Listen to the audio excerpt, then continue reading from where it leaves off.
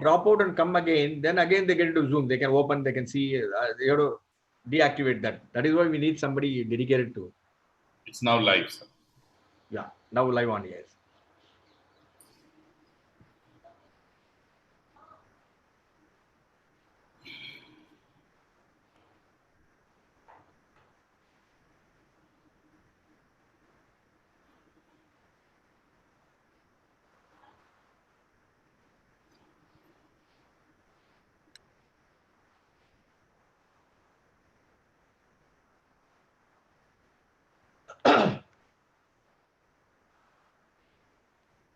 No problem.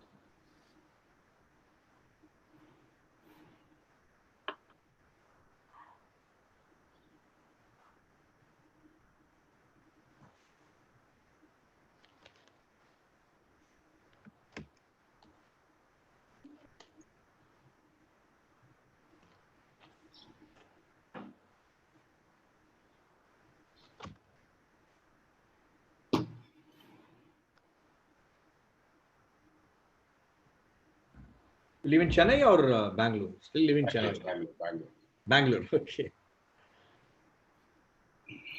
Bangalore also the problem still persists. We are now in green zone within Well, Bangalore. which So part of little bit Bangalore is this? liberal nowadays, last few days. It's in Indiranagar, is it? Which part? No, this is Sarjapur, near IT sector. Look, I was there, posted Bangalore for 4 years. I was in Hebal. There's a Hebal. training command, beautiful place actually. That is still a red zone. Now, Hebal is still a red zone. Very thickly populated actually.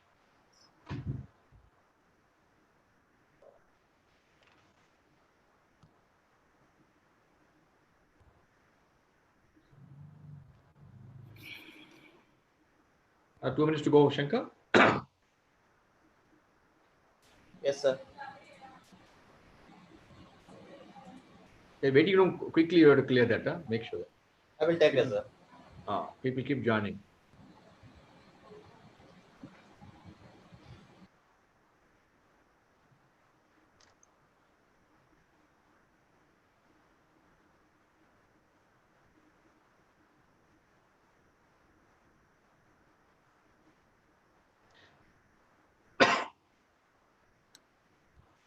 Zoom also improved a lot actually in the number of offerings what they do.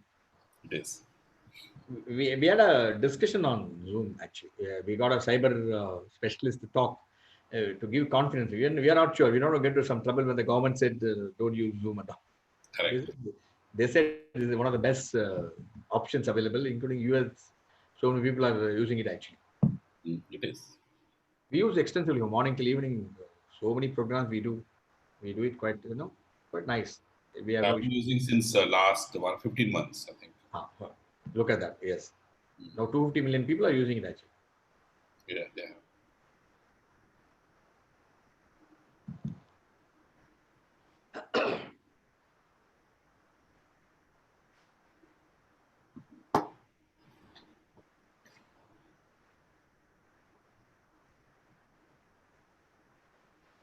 Ready to go, Shankar? Going. Very good evening, ladies and gentlemen. Very warm welcome to another edition of our MMA. You all aware at the time the lockdown was declared, we were on air from the day one and offering you a variety of programs. The objective is to keep you engaged from morning till evening so that you don't keep watching the news and get depressed what's happening around us, because we want you to get enriched yourself by various things. Every morning we are starting with the yoga, which become very popular. Thereafter, I never imagined quiz is going to become so popular with MMA members. We have more than 1,000 people every morning participate in the quiz, and the way this encourage, we are seriously contemplating to continue to have the quizzing post COVID too, so that keep you engaged all through the year through this quizzing, and it requires tremendous amount of effort. I thought, what the effort? Thereafter, every morning we are bringing you some outstanding leaders to speak at 11 o'clock. Then post lunch, we are giving you excellent articles written by great thought leaders. And 2 to 5 o'clock, we have been having series of programs for workshops, certificate courses, and series of programs for the management students. Today, one such we had for the SRM University, where the students from all over India participated in career planning and what they are doing in terms of planning for the future. And thereafter, every 6 o'clock, we bring in again outstanding thought leader to you. One such event is happening today. Plus, we also share with you business puzzle and so many activities you are doing. And I know since we are getting so many mails. Maybe would have missed some. I thought I must share with you some of the very outstanding speakers which are going to talk to us till about 17th. We have planned everything till 17th. Hopefully, from 18th onwards, we'll go to the office. Then our whole workshop, or outlook, whole program of MMA will change. But I quickly share with you what's happening till 17th of May. On 9th of May, today is 8th. I'll shortly tell you one of the outstanding speakers going to be talking to you on getting ready for the future during the COVID-19.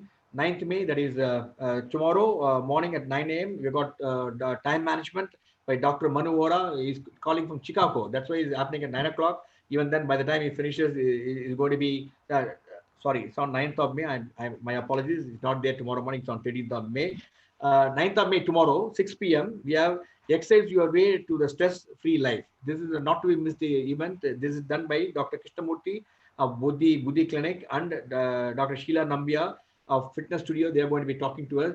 They are going to discuss some outstanding issues, why fitness and exercise is so important, how yoga helps you, how fitness really makes you feel energetic, how you become so good in all your activities, and your mind management becomes so good. Because to outstanding doctors, so don't miss it tomorrow evening at 6 p.m. On 11th, customer experience in COVID world by Debashish Shakka. Is a lean specialist. He's going to be talking to us from Mumbai. He's again one of the outstanding leader. So not to be missed even by you. On 13th at 6 p.m. On 13th also we have at 9 o'clock in the morning. We have Dr. Manu Vora from USA will be talking to us on time management. And in the 13th evening we have bringing out a new leadership series. Leaders will share their insight on how India can push the boundaries in the and drive in the world order. Idea is we want to make some of the thought leaders to come and share their experience. One such thing is starting series of events on the 13th of evening at 6 p.m. Dr. Veerappa Moily, former Chief Minister of Karnataka and also former Union Minister, he's going to be talking on the theme political administration and reforms. And he's another brilliant speaker, great politician, and done some phenomenal work. I think we should walk miles to listen to him. He's going to be talking on 13th. On the 14th, we have again board role commitment is the company's sustainable and success in the current time. We got some outstanding panelists going to be discussing this. It's happening on 14th evening. Mr. Bajpai, former SEBI chairman, and also former LIC chairman, Mr. Aribhat, chartered accountant, Jangu Dalal, and our own Mr. Ravi Purushothaman. They'll be discussing this. This is happening on the 14th. Then on the 15th, we have again a talk by one of the outstanding politician, Mr. Mathurari Mehtab. Mathurari Mehtab is a member of parliament. He was also a chairman of the Standing Committee of Labour, and he was also declared the best outstanding parliamentarian last year. And he is going to be talking to us on COVID-19 impact on Indian economy. Then on the 16th, we have still finalizing. We will share shortly.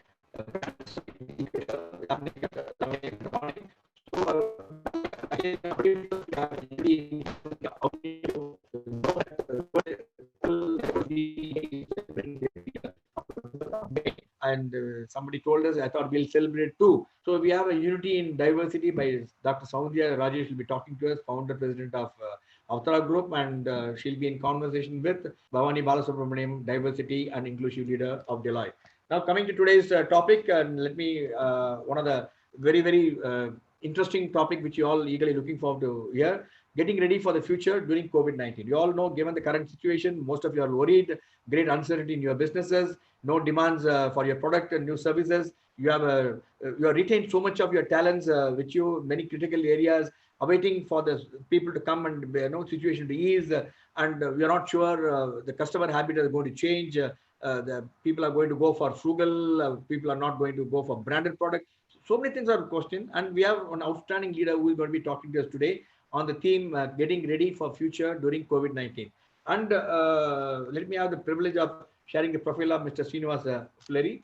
Srinivas Uppaluri is popularly known as, is a mentor, advisor, guiding organizations towards strategic change, customer relationship, innovation, and go-to market approaches, building sustainable capabilities. And accredited leader coach for CEOs and CXOs. And he was a global head of marketing at Infosys. You all know Infosys, one of the well-run, most outstanding IT companies who brought so much of laurel to India. And prior to that, he is a management consultant with Anderson Business Consulting and PricewaterhouseCoopers, and advised global corporations on government trade missions and public sector companies, and also author of the book Switch Sales transformation for strategic advantage. We had the privilege of launching this in MMA and published by Westland. As usual, ladies and gentlemen, if you have any question, put it in your chat box to those who are watching in Zoom. Others watching, very warm welcome to all the viewers watching this program live on webinar, YouTube, and Facebook. Please share your questions, and we'll be happy to pick up your questions and give it to Mr. Srinivas to address your concern as well. Over to you, Mr. Srinivas Uppaluri, and it's a pleasure to have you with us. Looking forward to a great session this evening. Over to you, sir. And I request all the participants to send a warm welcome to Mr. Srinivas by saying hi. Hi. You're all muted. Thank you, Captain. Thank you for this warm welcome, and thank you to Madras Management Association to give me this platform to share my thoughts about how we can use this time during COVID to get ready for the future. I have a presentation to share. I will pull it up now. So we are all living in, like the captain has talked about, we are all living in a very unprecedented times. Perhaps most of your organizations, the earn activity, the sales activity has been limited. Your demand for the products is there or very limited. Possibly you are servicing some of your existing customers, some of your existing installations. Your clients are possibly like you busy with managing the crisis at this point of time. There's a very limited visibility about your future. I think, and I've been talking to many people are in this process because the cash flows are limited. They are all struggling to see where they can limit their expenditure, where they can bring down their costs. Yet, I think many of us are all carrying key resources. We're also probably in some cases keeping all the resources in place. And with the limited demand, with the limited market activity, what should we do in this time to get ready for the future? How do we put our resources, our time to good practice so that when this whole thing, when we get to the other side of this COVID-19 and when the markets take off, are we going to be ready to get the full value out of it? So I'll share some perspectives, some approaches using the frameworks I popularly use across my customers as a part of today's talk. And hopefully some of these you can take back to your companies and put it to use. So even before this COVID crisis, many of us and many customers I talk across have been having several challenges. And this could include how well we can articulate our value propositions. What kind of real value are we delivering to the customer? I think this has always been a struggle across companies I meet. Long lead times for selling, from the time we find the lead to by the time you probably really have a sale, and it's always been a struggle. Many of us always work, are we working with the right markets? Are we working with the right customers? Are we building enough mind share? How do we grow our accounts? How do we build lasting relationships? How do we get customers to realize the full potential of our products? Only when they realize full potential of the value of our products will they be able to actually scale and use us more. And how do we build a lasting institution? How do we build a lasting institution beyond us, beyond an institution that lasts far ahead of the times? And I think these are some of the struggles most of the companies I go across have been having. And I thought this is a time probably, and many of us, because we are caught up in our day-to-day operations, firefighting, never had this opportunity to sit back and address some of these things. I see this time we are spending preparing for, waiting for the markets to open, waiting for this crisis to get over. Although I know we are all firefighting some of the day-to-day issues, we could still step some time out and step back and maybe address some of these issues. So today I probably will focus only on 3 areas. How do you sharpen your go-to-market? What can you do now during this period? What frameworks, what techniques you can do to sit back and probably understand how well your go-to-market can be sharpened. The second thing I wanted to probably cover today is your product delivering the full value it's supposed to do? Is your customer enjoying the full benefit of your product? If not, what can you prepare so that when the markets open again, you can help your customers to get the full value of the product? And third, how do you build an institutional capability as a strategic advantage for you? So these are the 3 topics I'm talking, and there are other issues as well. But I think for today, because it's a short duration, I will keep focused on these 3 topics. So the first topic I'm going to talk to you about, how do you sharpen your value proposition? How do you go to market? How your go-to-market approach can be re-examined, and you can start working on it so that when the markets open again, you can really address. So taking up something like sharpening your value propositions. One of the techniques and frameworks I use across my customers is a framework called business canvas technique. So I'm sharing a business canvas framework for an illustrative company. This is a illustrative case of a taxi operator. If you see on the right hand side, there are customer segments. So defining your customer segment is the first step. Having defined your customer segment, you come down and understand what is the value proposition to each of these customer segments. So in this case, if you see, there are two customer segments we have identified for this taxi operator, and there are drivers and there are riders. For the drivers, the value proposition this company has is a steady income, flexible hours, and low idle time.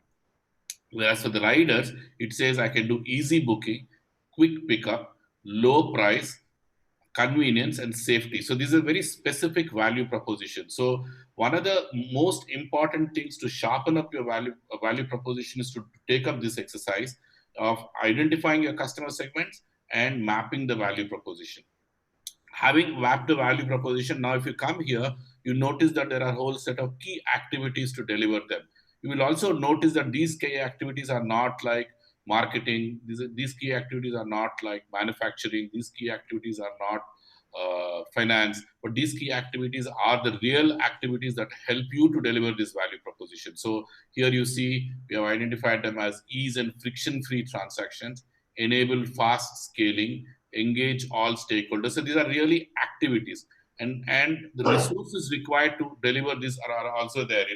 What are the resources I need? In this case, we need applications and technology, we need fund from investors, we need data insights, and we also need partnerships. So there are partnerships with the GPS map providers, there are partnerships with payment partners, there are partnerships with financiers, there are partnerships with insurers. And then again, if you notice in the cost structure, we have noticed more like activity costing. So these are like activity-based costing, where I think it's try to specifically look at these activities, what kind of costs we incur. And having got these value propositions and this segment of markets, what kind of revenue stream we get. And finally, I think what nature of relationships we want to have with the market. Do we want to have, in this case, I think we have put down, I think, drivers and passengers. We want to help them that they have a safety and fairness, and also there's a transparency in the way we engage. And with the larger society, we are working on being sustainable and as well as compliant. The channels through which we deliver is a social media, apps, direct campaign. Now, this exercise looks easy, but in my experience working with different customers, this goes through several iterations to get this value proposition right, to get this customer segments right, to get these activities right. I would recommend this as one of the techniques everybody takes up during this period, to sit back and actually put your entire company strategy on a business canvas, and that will help you to keep sharpening. You may also have noticed I've used two color codes. I've used the darker blue and the lighter blue. The lighter blue I'm just taking as an illustration is perhaps the current capabilities are not there. Perhaps they're not able to give low idle time at this moment. So these are the to be scenario, whereas the darker ones are the as is scenario. So once you identified the to be, then now you're going to take and saying, okay, what are the gaps I have in my capabilities? Can I now build these capabilities even before the markets open? Or and what time frames I can build them so that I can again give this particular value proposition to my customer segments. This is one exercise I would recommend everybody to do. The next model I would like to introduce is a framework I use. I think it will be much better for service industries, to some extent, some of the IT product companies, and even companies like logistics, where I think this is a framework. If you notice, I have on x-axis the maturity of relationships with the customer. On the y-axis, I have your ability to influence the customer decision making. I have 5 levels of outcomes you will own. So like this is another way you can define your value proposition. You can own that. You will say, I will only provide resources, whatever the market demands. or I will deliver on the specifications the market, the customer expects. The third level is I will deliver on the goals the customer sets out. The fourth level is I'm going to go and tell the goals to the customer. And the fifth level is I'm not only going to tell them operational stuff, but I'm going to tell you how do I deliver new markets. I think there is a crosstalk, sir.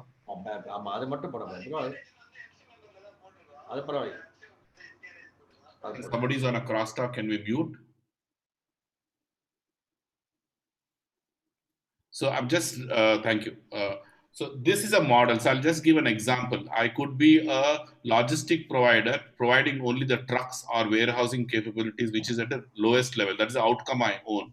The next level is they say deliver on time, move my goods from one level to another level, one city to another city in within this time frame. I think that is the project services you provide. The third level is where they are saying, ensure that my demand, there is no shortage, or the inventory levels are always maintained. There is no shortage at my retail outlets. I think then you're delivering to a goal. The fourth level is you are telling them that across all my customers, perhaps the stock levels at your stores. I know a case where people who service cinema halls, where I think they can tell based on the past consumption, if this movie is a hit, this is the kind of products you might need. So therefore, we will ensure by the time you have all this right stock, so that you can actually take advantage of a hit movie you're running in your theaters. And the fifth level, you are actually giving them new markets and solutions. The good example for the fourth and the fifth level is a Netflix. Netflix used to be, in many years ago in the US, a CD delivery company from, and when they went and met Amazon Web Services, Amazon Web Services started streaming, giving them strategic advantage, like streaming, and all CD systems stopped. They not only helped them to get operationally efficient, but they also helped them to go to new markets like India, Europe, which was not possible earlier. If you notice the quality of the relationship, or the nature of relationship on the x-axis, you'll see that in the lower end, or in the lower the resources and project services, and maybe even some amount of solution services, your relationships are with the operational management, and at the higher level, the relationships are with executive management. And your ability to influence the customer at the lower end is tactical. As you go higher end, it is strategic. Again, you see, if you will go back to the business canvas, you can now take, I would want to deliver to the goals specified by the customer, and I want to influence relationships wise. I want to influence the decision making, and I want to be strategic relationships. So this is another framework. The business canvas is one framework. The outcome model is another framework. But choose one of them or both of them, use them in redefining your value propositions. You'll go through certain iterations before you can fix that. Having got that, I'll now introduce you to the third one. If you remember, in the business canvas, we had the light blue ones, which all are capabilities currently not there. So I'm introducing you to another framework where I'm saying what is the product readiness, and what is the market readiness. If the product is ready and market is ready, you can actually sell. So if you notice that in the business canvas, whatever capabilities, value propositions which are already there, which are already currently there is a demand for it, you can actually make sales out of that. But where there are capability gaps, like in this case, there is we said low idle time for drivers, or quick pickup for the riders, are capabilities they need to build. So this becomes enable.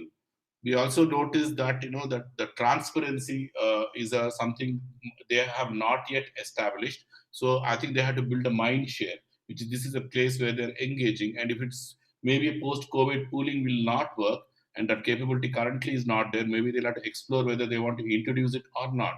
So like once from the canvas, once you identify what gaps are there in your capabilities, you can move to this 4E matrix, and then and prioritize based on which ones will give you earliest revenue.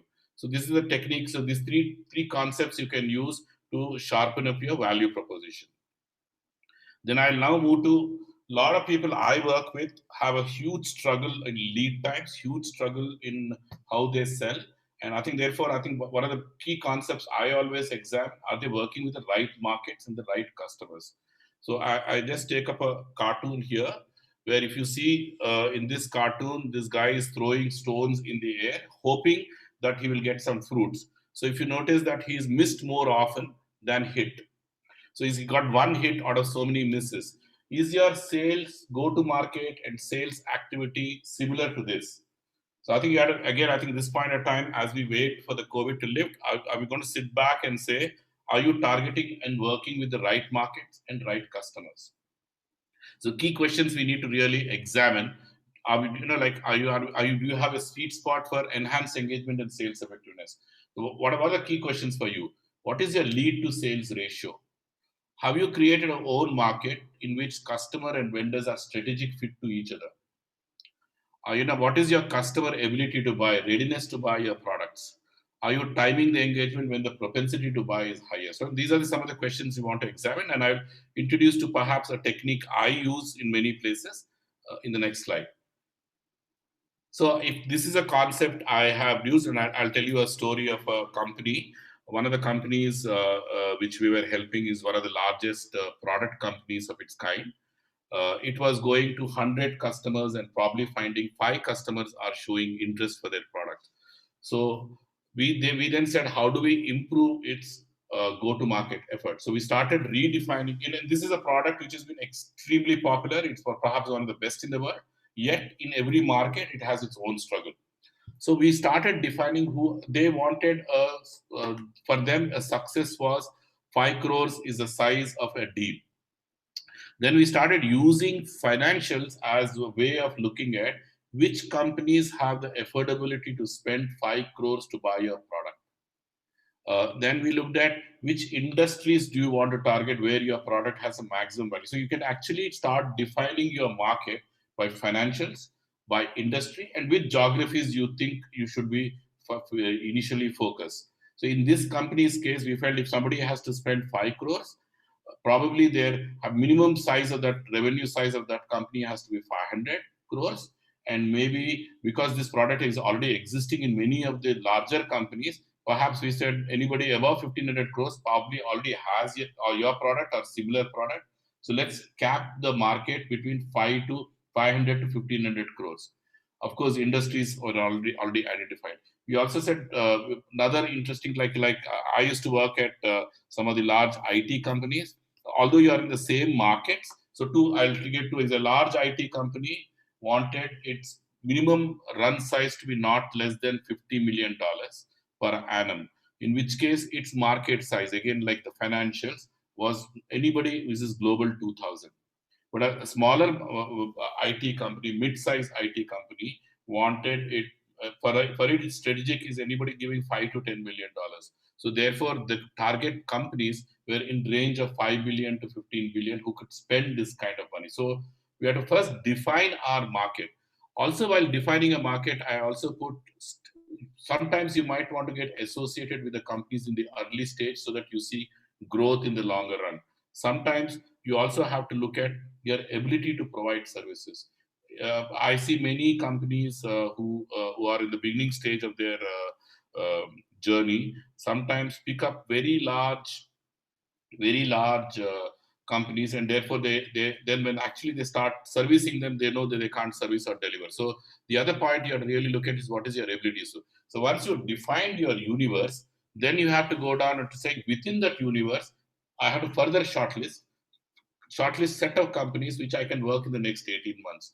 In the case of that large product company, we went and shortlisted companies which are profitable, which are growing, which are credit worthy, and have a strong credit history.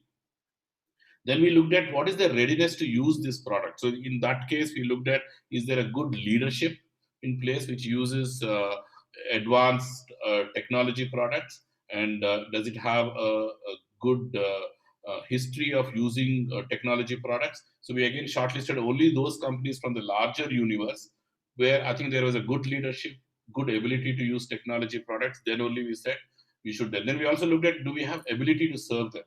Again, if it is too small, we can't serve them. It's too large, we can't serve them. The ability to serve also became a very important criteria to shortlist further. And then we looked at what are the culture, values of these companies. So I think these are some indicative parameters by which you can define your market. You can define a market by universe, and then you come down to the set of companies which are next level. But the most important, these are the set of companies which are a few shortlisted, which are called as relevant buyers. You can probably sell in the next 18 months. But who will buy in the next 3 months, next 4 months? So I think those are the companies which have propensity to buy, urgency to buy. Example, when government buys, the propensity to buy for a government is highest between January to March because their budgets get over. So if you are selling a products which are part of their budget, I think that period is when they'll make the decisions faster. The rest of the year, probably they'll keep postponing this. Similarly, in the case of this large product company, which was actually going to help my companies manage better governance, we found that companies where the propensity to buy was higher was where they were actually adding new product lines, where if they were growing faster, if they got a new investment from a PE, if they have new board directors, then I think the governance was becoming central because the top management had to focus on the expansions and the changes. Then they wanted the existing business to be governed better. So the potential to invest into a product like this technology product like this, which will help them to manage governance, is better. So when we started again shortlisted the propensity to buy based on this basis, we found that from 100 to 5 in this company's case, we could actually help them to come from 40 to 10. That means 10 customers they could meet who were showing interest in their products, which means which is a far better than 5 customers out of 100 showing. So this kind of a market targeting, defining your markets, working with specific customers who are strategic to you and you are strategic to them, I think is an important exercise all of you can do at this stage. This is a indicative parameters. The parameters for you will be different. You have to keep experimenting as you fine tune your go to market. This will help you to have much more efficient way of going to market. So we talked about working on value proposition. We talked about having a strategic fit, working with the right markets and right customers. And I think the third concept I want to talk about is approach to market. So two things we have to really look at is, again, going back to that 4E matrix I had used earlier, is where I think you have to look at where your product is fitting today. Is it more your product is ready and market is not ready, or product is ready and market is ready? Some product is ready, market is ready. I think you can react to opportunities. Whereas product is ready but market is not ready, you have to create opportunities. So your approach to how do you go to sales, it has to depend upon how the market and your product positions are. So I will just share a approach here in the next slide, where if you remember the outcome model, and if I was doing the second level where I was delivering to the specifications provided by the other people, then I think you're reacting to market opportunities. There's nothing wrong, you can choose that. Then I think if that is the case, you have to be a very Salesforce intensive organization. You will be selling by telling your credentials, features of your products. You will be doing more, your marketing will be focusing more on lead generation. You'll be going to more events and networking. And I think the right choice of your go-to market would be like the one which is to react to opportunities. But if your product is ahead of times, if your product is something the market is not yet ready, there's no choice but to go and create opportunities. In which case, you have to build mind share. You have to have probably not Salesforce, but people who can engage and solve with the customer, and who can actually subject matter specialists as salespeople. So we're actually talking about what is the right Salesforce for you. And your account management has to be strategic and influential. If you remember again the outcome model I had shown, your ability to influence the customer decision making is going to be important. So your success. So again, you now have to sit back and reflect, where do I fit in? Do I build these capabilities by the time the market opens? So therefore, I can approach differently the market. So just to summarize what we talked about, you're preparing for the future, sharpening your value proposition and market approach. The 4 things you really want. What is your value proposition? What is the outcome? How much of outcome you want to own? What does your product or service commit to deliver? So, and is this value proposition differentiating? Is this value proposition something which will actually help your customers get full value of your product? Then what are the markets and where a market where you are strategic to the customer and the customer is strategic to you? What is the approach to market? Is it reactive or proactive? and what is the readiness to deliver your value proposition. So I think these are the things you have to really ponder on and work to from this point of time. So sharpening your value proposition, sharpening the markets you work with, and building those capabilities, the gaps in those capabilities between now and that time, so that you can really get ready when the markets open up. The next concept I want to talk about is how well your product is being put to use. One of the earliest lessons I've learned in my career, I used to go to one of these large machine manufacturers in Tamil Nadu. And I was absolutely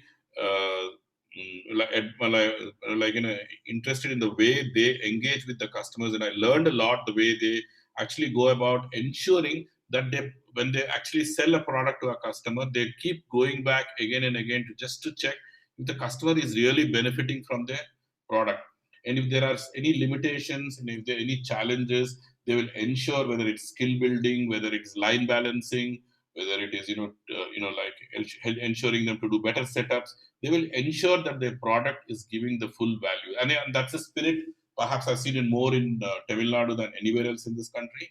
And using that, I think, as a thing, unless the customer gets a full value of your product, it is very difficult for you to scale up or grow in those customers or grow in any other markets. So I take three cases of nowadays everybody talks about startups, and I take up three cases of startups where, like I worked with an IoT based startup which had several installations across some of the transport sector customers. However, the analytics it's generating, the potential of those analytics to help those customers to improve their efficiencies, save costs, was hardly being used because there's no visibility how the key management is putting it to use. So the products are all been installed, but we do not really know if the customers are really benefiting from it, and if the right people in the management have the visibility into these products and the benefit of these products, and they're getting leveraged. And another case, I worked with a fintech company a couple of years ago, very good company which can help banking businesses to optimize their operations. However, I found although these people had relationships with the right people in the top management, they could not go beyond the pilot because I think they did not have the credibility to see that implementation can happen. They started doing only well when they started partnering with the other large SI partners to help them to go to market together. And then only the market started getting the benefit of this good product. Another company I was closely associated was building a big data solutions for human resources management. And again, we found that, this product was limited to only the HR people, and the rest of the people were not really benefiting from this product. And I think all these have a common story. The common story is that they were trying to solve this problem only through technology, but not addressing the rest of the company. So what happens when you introduce a product, whether it is a machinery, whether it is a software product or any other product into an organization, it has a domino effect on the company. It completely touches everything within the company. It helps how the decision makings are done. It probably has to change, the skills of people have to be changed to put it to use. The organization structure might change, the operations might change, how it integrates with existing technologies, existing operations of the company, what infrastructure changes it might require. It may change the way the policies are managed. It will change the human resources practice. It changes the finance allocations. It changes everything. And unless you recognize and understand this, whatever product, whatever is the potential, it will never deliver its potential. So I think key thing is to understand how do we manage all these aspects to do that. And I think many companies I found is that they're very strong product companies, technology companies, or whether it is a manufacturing technology or IT technology, they have not built the surrounding capabilities to ensure that the customer gets value from there. So again, let's examine if your customers or anybody are in this situation where your product has been deployed, but it's not giving the value. So again, here I go back to that framework I shared earlier, saying what outcomes are you owning, and therefore, depending on what your product outcome is, if your product outcome is just to go and install it, then there's no use. But if your product outcome is to deliver to the goal specified by the company or deliver to the goal higher goals, then you probably have to do something very different. I take two examples. This is an example where, and both are from GE at this point of time. This is an example where GE was into solar business. So it sold one of the product, solar solutions to one of the clients. But the client ecosystem had no capacity to utilize the new product, maintain it, not equipped to run the plant at full capacity and service the hybrid requirement. So it was totally, the client didn't know how to put it. So he wanted a product. He also didn't have finances to raise it. So I think GE then bundled all the services. It went and said, the GE Financial started saying, I'll help you to resource this, right finances for this. And then it said, I will run your product for you. I'll provide you service to run the product for you. Obviously, like part of the product delivery was also to provide the services of maintenance. So it added a whole system of services so the client gets a full value of the product. So this is an example where they thought through about this thing. This just install it, it would never get used. So and the client already also accepted that I'm not getting the full value of it. They bundled all services. Partly were there. They also partnered with other people and brought that services. Again, I'm throwing this example for you to think about, sit back and think, in your situation, do you need to do this to get the full value of your product for any customer? Another GE example, and this is a very innovative example. GE, this is an example where they created a MR scanning for kids. MR scanning for anybody is a scary process, leave alone kids. So obviously kids will not just go through a standard MR scanning that way, MRI scanning. And so they created a game around the MRI scanning. So the kids do not even know that they're getting scanned.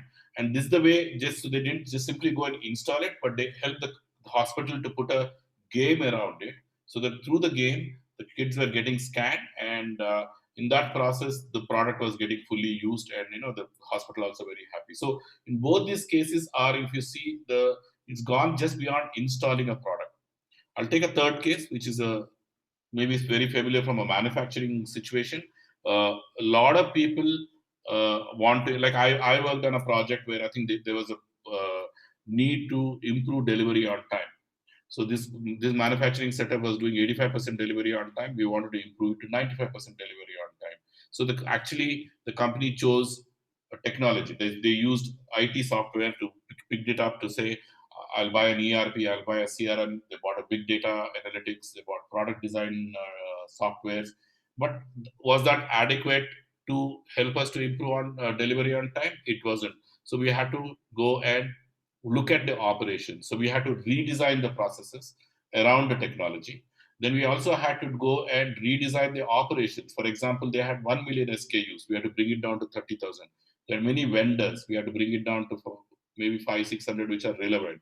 We had to do 36 parallel projects to ensure those operations are aligned to help in delivering the product on time, which also meant people's skills had to be addressed. New leadership skills had to be put in place. It also meant change management had to be done. It also meant that new ways of measuring, new HR practices had to be put in place. It had to also data readiness. A lot of these technologies come with deep capabilities, but your current operations data may not be adequate. So data readiness, data quality, all that had to be worked on. We had to look at new ways of making, structure, empowerment, delegation, look at, how new partners they work with. So we had to create a whole system of changes. And then we had to create new infrastructure, look at what are hardware requirements, hosting requirements, processing requirements. So if you see a problem like improving delivery on the time, which is a goal set by the customer, by simply choosing technology, by simply putting any product, it does not help. It is an orchestrating of every change, the domino effect I showed in the beginning. Unless you do that, it is not really going to help you. So the question you have to ask is what role you want to play with your customer. Where are you today? So do you go simply deploy and install your product? That means your potential, the value of the customer and the leverage of the potential of product is very low. The other level you can do is, you are not the expertise on this, but the customer is bringing multiple vendors to take care of other changes beyond your installation. Can you help him to program manage so that you program manage all the dimensions so that he still gets a full value of this product? Part of the GE solution, I saw they partly program managed, partly brought in their own skills. or you bring in all those skills and you deliver the outcomes. Or because of your learnings across multiple customers, you not only deliver the outcomes set by the customers, but you'll also deliver higher value because you'll say, no, this is something I've learned across. I'll bring new values to you and I'll deliver competitive advantage. What I want all of you to think about is sit back and reflect and say how your products are performing at your customers. Where do you stand today? Have you simply gone and deployed your products? Is the customer getting full value out of that? Or is it something you can sit back and say, look, I can bring more dimensions to this, ensure the full value is got from this product? And then to do that, what are the capabilities I need to build? Do I partner with somebody? Do I build those capabilities inside? Do I retrain some people within my organization? These are the deliberations you can do. So as you get customers to leverage your products more, obviously, like I think the benefit they get will only open more markets for you, will only open more opportunities within that customer for you. So the questions you have to, what outcomes do you want to own with the customers? Do you want to just simply go install it, or do you want to help them to get some goals? What role do you want to play in the customer leverage of the product? Are you going to be only the technical implementer, or are you going to be the ones who are going to orchestrate the whole thing, or are you going to help them to achieve the goals? I think this is another decision you want. What approach you want to take to go to market, respond to the market need, or create opportunities. So I think this is also very crucial going back, because if you respond to market needs, probably you will be only reacting to everything that is coming. But if you create opportunity, probably you can orchestrate a goal. What would be your sales and relationship approach? Suppose you now build an ecosystem where you use some other people to deliver a rounded value to the customer. Do you own the customer relationship, or that person who delivers it for you owns the customer relationship? I'll give an example. In one of my companies where I worked, we had sold a solution to a client in Singapore for $10 million, which was a licensing cost. An implementation partner who implemented that for that customer made $240 million. The relationship, although the product was ours running, the relationship was owned by that implementation partner. So this is a crucial question you need to ask every time to yourselves. And then again, I think, I already talked about it. What is the role of partnerships in your go-to-market and delivery? So I think, how do you get prepared for it? What are the gaps in the leverage? Like I said, probably reflect back what are the gaps in the leverage, and what needs to make the client get the full value. What institutional knowledge are you building to use it for the, like I said, if you have multiple installations, are you sharing the value of that with the customer? What partnerships you need to build? What does it take to build institutional approach to the product delivery? What does it take to keep client ownership and relationships? What skills are required to guide the customer in understanding and making the decisions around your product? So I think there is a whole host of the things you can sit back and reflect now. There's a whole host of things you can probably prioritize. The whole host of things you can say, these are my priorities I want to build so that my product gets fully leveraged. So we talked about two different topics. I think we talked about how do we sharpen our value proposition, how do we sharpen our go-to-market approach, and then I think we talked about here, how do we get the best out of our product, how do we make the customer get out the best out of the product, what are the changes we need to make within ourselves and what are the things we need to reflect upon to get ready so that our products are fully leveraged. So the third topic now I'm coming into is how do we build institutional capabilities as strategic advantage? One of the things I always dream about from India perspective is, are we building world-class companies? Are we building world-class companies to which are companies which are beyond the individuals? Many of our companies I see across are very individual centric. Whether I go to a hospital, so if I go to a hospital, I go there because of a doctor. And if the doctor moves from one hospital to another hospital, the whole set of patients go, and that doctor, what he has done there, that is not an institutional knowledge of the previous hospital. Similarly, if I go to a lot of companies, the person who faces me is the person who has done a lot of work himself, but he's not bringing the institutional work. One of the early experiences when I worked for some of the big 5 companies was that when I went into a customer, I felt the whole knowledge of my institution behind me. I could deep dive into the legacy of the work my company has done to draw from that and add it to the skills I had to deliver value to the customer. So I believe Indian companies to become world class in whatever areas they're talking about, whether they're service companies, whether IT companies, whether they're manufacturing companies. We need to build this culture of institutional knowledge. And I think sadly today I see across that this is not there. So key question when you ask, when you go, do you feel the vast experience of an institution behind you when you face your market and customer? I'm not sure how many of us feel that we have the whole organization behind it. If we have done 1,000 banks work, it's 1,000 banks work reflected in the institutional knowledge when you go. If you have done a manufacturing machine setup at 100 locations, that 100 locations knowledge is behind you. If you have done a IT project for somebody, is all that knowledge is there. There are millions and millions hours of work which is there. Is that behind you? Do you feel alone? It is depend totally on you, or do you feel that the whole institutional knowledge behind? I think this is a key question one has to reflect. Having said that, one of the things I wanted to understand is how strategic is your institutional knowledge to your go-to market. What institutional knowledge do you bring to table? So do you always go with the institutional? What do you bring to the table when you now talk to the customer? Do you bring that this is our vast experience, we have done it many times, and therefore bringing it here? What extent this knowledge is critical to your go-to market? Is it critical? What is the leverage of your institutional knowledge? I think these are the three questions. One, at how strategic, where does it fit into your whole scheme of things?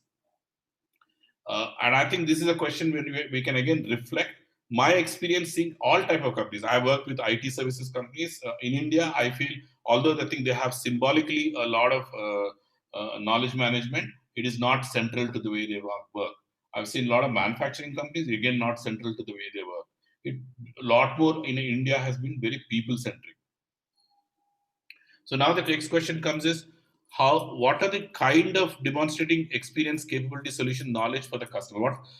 What does it mean? So what institutional knowledge was required to deliver this product? Is it industry knowledge? If you're suppose servicing an auto industry, is your auto industry knowledge important, or if you're servicing the supply chain function, or is your supply chain function is this thing, or you're working on the technology knowledge? So what is that institutional knowledge you bring? What extent the institutional knowledge been leveraged in delivering this whatever solution you're talking about, and how and what extent you have impacted the customer goals? Is this leverage has really delivered the value to him, or it is more from a like a credentials, but not an integral part of your solution providing? So demonstrating industry knowledge. Again, I'm still talking about, is it like, suppose you have done this job 20 times, 30 times before. So is it experience of similar projects you're taking? Or based on the similar projects, have your companies put together best practices, or they have put together products and templates? Or merely you are sending people who have experience of this domain? I think this is the, again, gating criteria one has to understand where the institutional knowledge is in your company at the moment. In many of the cases I have seen, we are actually sending people who know the domain. It is not necessarily the company's practice. There are no practices in the company to gather, to assimilate, to convert. So I'll give an example. I used to work for PwC in mid-90s. And PwC, those days, I think SAP implementations were the most popular. SAP implementations in the mid-90s used to take almost 18 months, 20 months. I'm talking about the global MNCs when we used to do that work for them. And that is because nobody knew how to use that SAP for their industry. So there's a lot of trial and errors were going on. And I think then we, in PwC, what we had done those days was to invest into after the 10, let's say 10 oil and gas jobs have happened, or 10 pharma industry jobs have happened. We pulled out those best teams, made them work on their knowledge they have acquired in implementing those 10 cases, and made them for 6 months to create templates. They're saying, then they came with the templates which are the best practices for that particular industry, and we reduced the implementation time from 18 to 6 months. So what that helped is the customers already have a tested template for SAP. We just can go and simply deploy it. And if they were actually not doing, that was not the best practice for them. And we reduce the time to go to market, which means the customer can start realizing the value of that uh, product very early. So instead of 18 months, he's getting 12 months earlier. That means the impact on his revenue, impact on his operations is going to be earlier. Similarly, I remember going to a customer in again late 90s, early 2000s, where uh, I would go and open up my laptop and say the customer was an auto industry. I could pull up what all our learnings are about auto industry from my knowledge management in front of the customer. We could do a workshop together using those knowledge from the auto industry together. We could then we could choose it the way we want to, really what is right for him in their context. And so what happens is the productivity and the vast knowledge is so well utilized. So it makes it very, very, very constructive and valuable to the customer. So I'm just giving two examples to talk about how knowledge plays role in actually really delivering better value to the customer. So I think the possible maturities you can take. So I feel, suppose you're like, there are people who are putting some kind of thing where, but they could be not, if suppose your solution providing, delivering a solution is not driven by R&D and KM, and is most of the R&D KM is limited to building some frameworks more for your internal use, there is no impact on the customer solution. The other possibility is, if suppose you are using understanding where I can do knowledge management is like studying across projects, across engagements, and saying what are the productivity improvements I can do? How can I integrate learnings across and provide insights and trends, share productivity? Then you can probably share the productivity improvements with the customer, provide insights to the customer, and help the customer to align to larger goals. So your knowledge could be at that level. The third is your R&D driven institutional capability and differentiation. So I talked about an SAP example in mid 90s we used to do at PwC. We used to go to market saying that, we have this template, and this template is our new way of doing things. If you are not doing these things, it is not strategic for you. So it is not the best solution for you. So that we actually can deliver you competitive advantage. That's what we said. From 18 months, we can get it down to 6 months. And from not only using for 6 months, but we can also get you the best practices so that, there's no experimenting. You're actually benefiting from the vast knowledge. So easier go to market depending on, so what kind of commitments you can give to the customer, what maturity levels you are there. So I think just extending that from my outcome model. So if you are in the project services, I generally found that the knowledge management is very tactical. It is more used for internal purposes. But if you are in the strategic services where you're giving competitive advantage to the customer, then it is at knowledge management is the way you drive the company. Whether when a new job comes, they will always say, have you done this before? When you go to market, can you leverage what you have learned before, and then you create a business case. So create an opportunity. Like we said, you need a lot of knowledge management to really create an opportunity.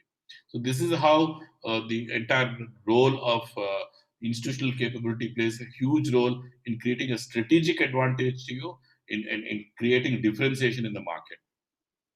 So how do you prepare? I think this is something I would want every company to do, because I think this is whatever knowledge you have is your IP.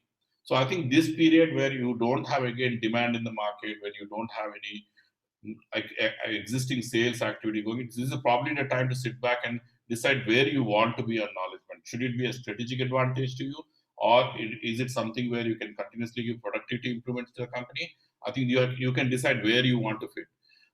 Again, assess what is the potential based on all your work you have done so far, all the customers you have engaged so far, all the people interactions had with the different customers and the markets. What kind of potential is there? How do I start? I'm working with a company which is into logistics and other spaces, where they had a lot of interactions with the customers, but the knowledge is there with the individuals. Now we started getting all that knowledge as an institutional knowledge back into the organization, so that can be put to use. How do we create ongoing collection and assimilation? That's what I was talking about, the other company, where we're assimilating from different people and bringing it back into the institutional knowledge, saying all the jobs we are doing, all the interactions we are doing, how do we bring it back? what insights, best practices, templates, tools. Now, I know some organizations where like every week certain amount of knowledge is collected.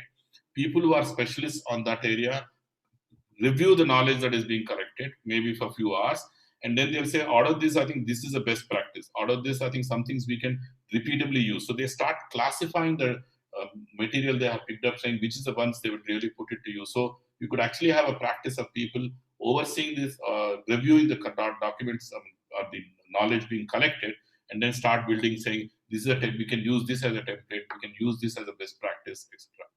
Then learning to, how do I learn to leverage? So now if the next job starts, do you have a culture, for example, to really lose knowledge, or is it a culture just to start off fresh every time? Are you reinventing the wheel every time? So I think we have to first create a culture in the organization that knowledge has to be leveraged. And most important, I think you have to learn to deliver. So you may want to do some small pilots to leverage, learn from it, experiment a little bit, and keep going on. So again, I think this is another crucial thing we can do as we get ready for the future. So I think therefore I talked about 3 topics today.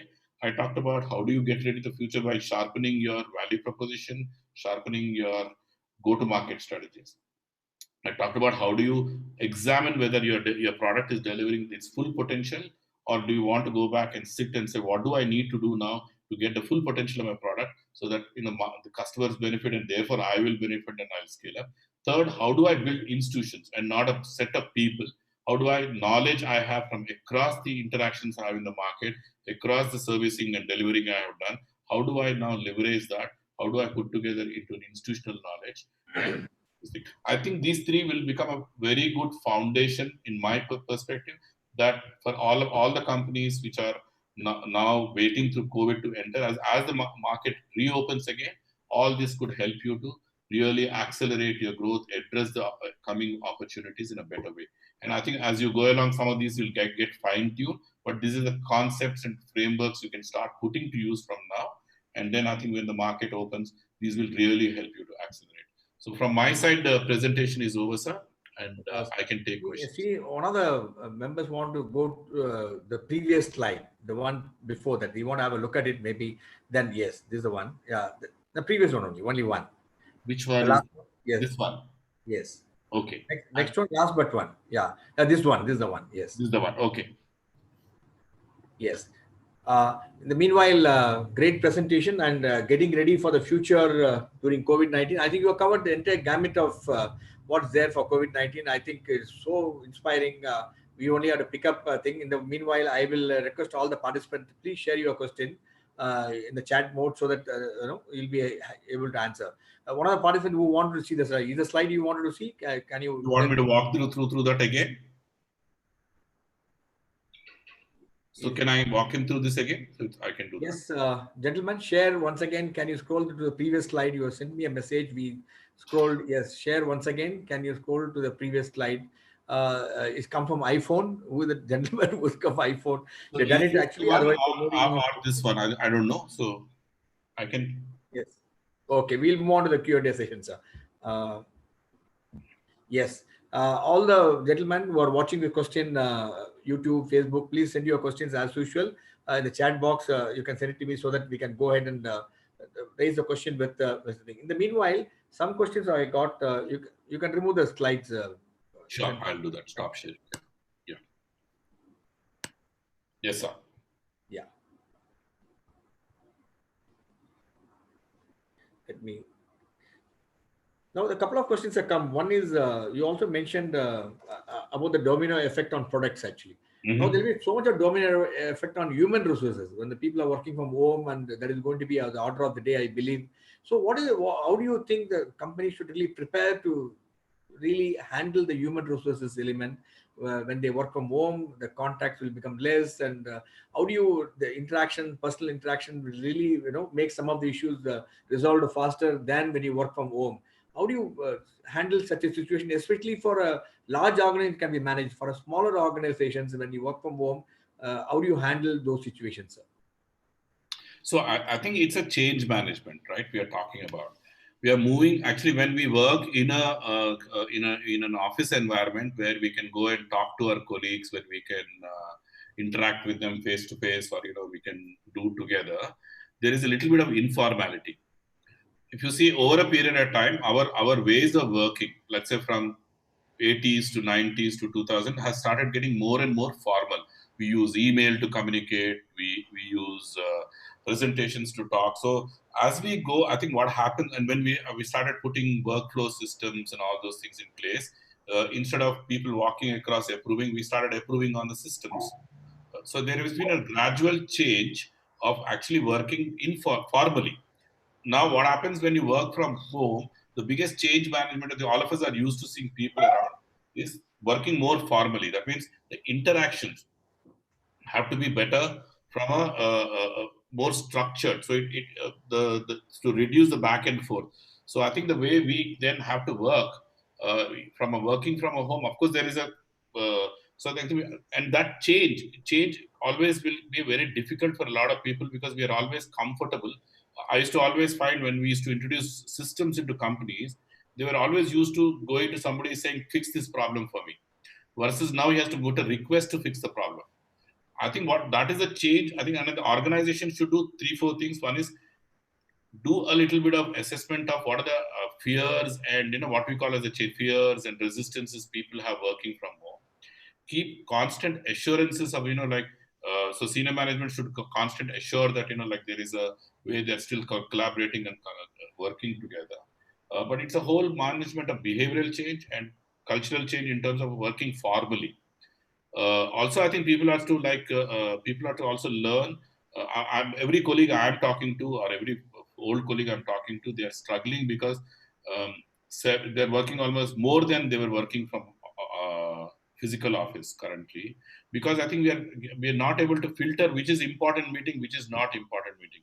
And I think as we go along, we'll know who needs to work on what, who doesn't work on. It still comes back to 8 hours days. But I think it will be a balance of some working from home and some working in the office. So I think maybe 4 days, 2 days, or 3 days, 2 days. I think that will be the combination. But I think we'll all have to start learning working formally, not just that informal systems will get reduced. I think there's some questions coming, sir.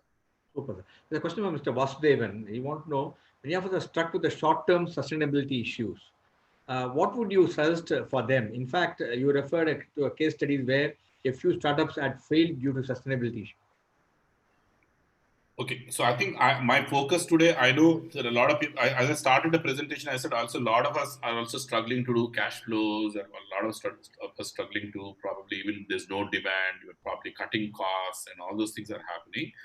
But that's not the focus of my discussion because there are already a lot of people talking about, where to raise funds and all those things. Obviously, there are macroeconomic issues are also coming in there. Assuming some of these things you will tide over, like I'm saying, people are cutting salaries, people are reducing certain discretionary spend, all those things are happening. But what may be useful, I think what I see is also maybe short-term sustaining is something, it's all around this, but I think if you have time, that's what I'm saying, what else I can prepare to this, if you can survive through this period in terms of cash flows, I think my focus is more what else you can do to get ready when it takes off. So I think each company, I think has a very specific answer to how do you sustain this period. But generically, I think everybody is doing many things to really do that. First of all, Mr. Manikandan, he said he requested you to please share. One second.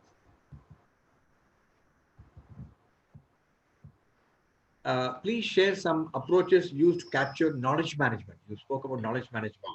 Okay. So I think knowledge management, as I said, very structured way many organizations do it is at every stage of any customer engagement. That's whether I'm putting a bid, whether I'm delivering a product, whether I am closing the installation, whether I'm coming out of the project. At every stage, organizations have captured what are the learnings there. So there's one, and there are a lot of technologies where you can store it, index it, search it, make it easier. So the technologies are not a big issue, but you have to always, one of the key things I talk about is whatever knowledge you are gathering, whatever information you're putting into the system, think about in what situations in the future they'll be used. So your way of putting it together is from a future user perspective rather than capturing. That is one. Second, I talked about a process where key people at frequent intervals look at all the data being collected in a particular period and classify them. So let's suppose you have written 50 proposals during this period. Somebody will classify them saying this is a golden proposal. If next time certain proposal comes, use this template. So I think there is some people who will categorize them. So these are the two inputs. One is think from the end user perspective, whatever data you are putting, how the end user will use it. And second is out of the hundreds of documents, try to classify. People sit down and classify them, and which is the best practice or which is the best one you want to recommend. The third we can do is across all this, can you now pull out some learnings? That is another investment companies can do, but that's a stage 3. But stage 1 is to collect, stage 2 is to probably categorize, stage 3 is to extract out of these best practices, best templates, and all those things. But super. One other question from one of our members watching on our webinar. Digital marketing is more economical and direct in finding the potential consumers when compared to the traditional marketing. Is the era of traditional marketing through print and visual media is the thing of the past now, I think we have to balance it between the both. So it depends on your, it depends on your industry, it depends on your product situation, and I think both will coexist to some extent. But I think nowadays most of the people are making digital as a central to their marketing, with the integration with the offline. I call it as offline. So these two, online and offline strategies, are combined. So I think a lot of people are making digital as a hub because there's a lot more engagement. The approach is, again, what are you building communities or are you building awareness? So again, what we have to understand is, if you're building communities, digital is a very good medium where you build communities, people to rally around you. So I think these two are two approaches, but I would think most of the people should now think digital as main, because cost effectiveness, community building, but also I should have a equal balance of offline so that there is a physical presence as well. Super, sir. There's another member from our YouTube is asked something similar to same thing. With the digital marketing picking up fast, the dividing line between the sales and marketing roles seems to be getting obliterated as to B to C. Salespersons have also started indulging in direct marketing through digital means. What's your views on this? So salesmen are your brand ambassadors. So I think they should also be another channel for you. Like you have all the digital medias as channel. Even the salesmen are the face to the customers finally. So I've always believed the salesmen should be used as brand ambassadors, and they should work together along with the marketing. The marketing probably provides the consistency and the communication and the tools for communication. And the salesmen probably are one more channel through which you can actually deliver. What I would not recommend is salesmen creating their own marketing material, own direct mailers. They should probably work with marketing on some of those aspects, but they can be also one more channel which work for being the brand face to the customers. So you also mentioned about, are we building world-class companies? Correct. With the situation what's happening in China, and there are opportunities in India for major companies, and the government also advising people. There is a lot of capital investment being supported to people. Now, how do you prepare the mindset of not only the companies, the organizations, the government, to attract the companies out? Because this is a very, very important area when one should look at to make sure India really pick up some of the best world-class companies, bring them to India. So when I talk about a world-class company, I'll just take 2-3 examples. You took a manufacturing example. I'll come to it. If suppose there are like in India, for example, accounting firms. I'm just taking accounting firm as how many Indian accounting firms some US firm is looking for to employ them as their next auditors. Have they built that kind of capabilities to say we are as good as anybody else? Have they built an institutional? That's one of the fundamentals. Something culturally we're all been around individuals. Even if you look at hospitals, I feel, for example, this is a huge opportunity for, like you said, manufacturing, for hospitals, for healthcare industry, huge opportunity for education industry. These are the opportunities, like a Y2K happened in IT. This could be possibly the ways it can happen for medical industry. How much of these are we building like a world class? I'm saying that's why I'm saying institutional knowledge. Are we building institutions? Are we building? And so culturally, that is the most important change we need to really talk about. Culturally, we're looking at is customer value the most important to us, or the short-term profit is most important to us? I think these are some of the battles we have to. Of course, we have to put right infrastructure, we have to put right quality. Those are all there. But I think in a cultural sense, in a organizational sense, we have to think about we are building institutions for the next 200 years, and therefore it's not about short-term profit. We want the customer to benefit. I think we have to change our entire approach to things for people to really be building world-class companies from India. There's a question from again our YouTube viewer, sir. How can a major and trusted brand develop an effective business strategy when the government has not adopted uniform criteria as to when the business should be reopened? I think it's more against the big brands and big ticket players. And how do we balance it between the both? Actually, Can you repeat the question, sir? yes. I didn't understand. How can a major and a trusted brand develop an effective business strategy when the government has not adopted a uniform criteria as to when the business should be reopened post the lockdowns? Okay, so the lockdown, when it will open, is a one issue, but you will be working with your products are meant for certain markets. Your products are meant for certain customers. Your products will not be for somebody else. If it is October versus, so one is I'm not talking from a timeline, but I'm talking about when you open, do you go to market differently or you will go like currently you're going? If you're going currently like the way you're going, so whenever it opens, it doesn't matter. I think whenever it opens, as long as you can sustain during the period, can you build a capability which you go to market very differently from the day when it opens? If it opens in July, you will open in one way. If it opens in October, still you will go to market differently. It's a whole attitudinal change. It is new capabilities you are going through. So I don't think it matters how government really going to really open when it opens, but it is your approach to market is what is I'm asking to change. Great, sir. Question from, I think I got another 3 minutes. I'll squeeze in as many questions as possible, sir. Not a problem.